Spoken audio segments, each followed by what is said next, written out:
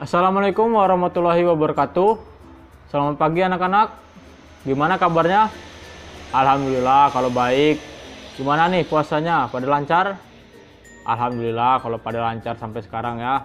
Karena memang kita itu harus selalu semangat dalam menjalankan ibadah kepada Allah Subhanahu wa taala. Apalagi bulan ini adalah bulan yang penuh berkah, bulan yang penuh ampunan, bulan yang istimewa. Jadi sangat disayangkan kalau kita itu meninggalkan puasa. Kecuali kalau ada hal-hal yang memang menghambat kita untuk berpuasa, itu tidak apa-apa kita tidak berpuasa. Asal nantinya kita diganti di lain hari atau di lain waktu. Nah, sebelum kita memulai pembelajaran hari ini, ada baiknya kita itu berdoa terlebih dahulu. Yuk untuk ketua kelas dipimpin doanya. Semoga doa yang kita panjatkan pada pagi hari ini dijabah oleh Allah Subhanahu wa taala, sehingga apa yang kita pelajari pada hari ini bisa menjadi barokah ke depannya, amin. Nah, sekarang Bapak akan absen terlebih dahulu ya. Kira-kira siapa nih yang nggak masuk? Oh, nihil. Alhamdulillah kalau nihil. Bapak juga senang kalau kalian masuk semua. Dan kalau lihat dari muka-mukanya, sepertinya kalian ini semangat untuk belajar hari ini. Ya, harus tetap semangat ya walaupun dalam posisi puasa. Ya, hari ini seperti yang Bapak bilang minggu lalu, kita akan masuk ke materi baru. Kira-kira ada yang ingat nggak nih apa yang akan kita pelajari hari ini? Iya, hari ini kita bakal belajar tentang keanekaragaman hayati. Nah, untuk anak-anak, ada yang tahu nggak sih apa itu keanekaragaman hayati? Iya, coba. Makhluk hidup ya, boleh makhluk hidup. Kemudian macam-macam makhluk hidup ya, boleh juga. Kemudian keanekaragaman ya, boleh. Kemudian apa lagi? Iya, flora dan fauna. Ya, benar. Jadi jawaban anak-anak semuanya benar dan juga keren-keren ya. Nah, jadi keanekaragaman hayati itu adalah keseluruhan atau keberagaman yang ada di dalam bumi ini, meliputi baik itu tumbuhan, hewan dan juga lainnya. Yang mana itu semua adalah ciptaan dari Allah Subhanahu wa taala. Nah, yang mana kita itu harus selalu menjaga dan melestarikannya. Jadi jika ada yang teman kalian atau kalian sendiri, jangan lagi untuk usul-usul terhadap sering ngambil-ngambil daun atau metik-metik daun sembarangan. Nah, itu tidak boleh anak-anak, karena tumbuhan juga adalah makhluk hidup dan juga ciptaan Allah. Jadi kita itu harus selalu menjaga dan melestarikannya supaya bumi kita ini akan selalu asri dan juga seimbang. Nah, jadi untuk keanekaragaman hayati ini luas ya, tidak hanya sebatas itu. Ada beberapa tingkatan, yaitu tingkatan gen, kemudian ada tingkatan spesies dan juga ekosistem. Nah, di sini Bapak sudah menyiapkan untuk kalian diskusi. Jadi silakan buka halaman 58. Di sana sudah ada materi tentang keanekaragaman hayati, dan di sini Bapak akan membagi kelompok menjadi 3 ya anak-anak, di mana di sini kalian kan ada 15 siswa nih. Kita bagi menjadi 3, berarti masing-masing kelompoknya terdiri dari 5 orang ya.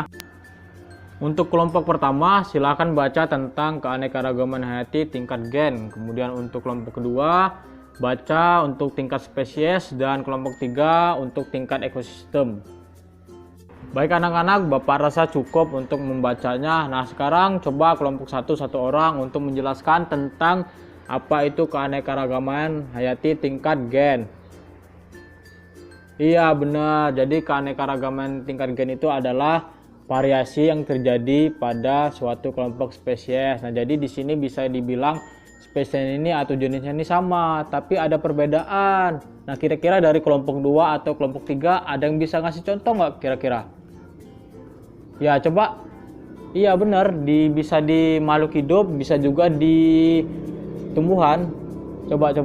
Ayo. Gak apa-apa, Bapak tunggu nih. Ya, coba.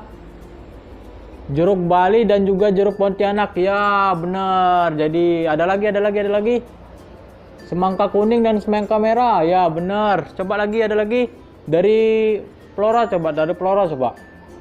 Ya, bunga mawar merah dan putih. Nah, jadi itu termasuk ke dalam kelompok atau keanekaragaman hayati tingkat gen anak-anak.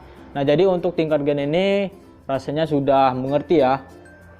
Kita lanjut ya. Sekarang untuk kelompok 2, satu orang untuk menjelaskan tentang keanekaragaman hayati tingkat jenis atau spesies.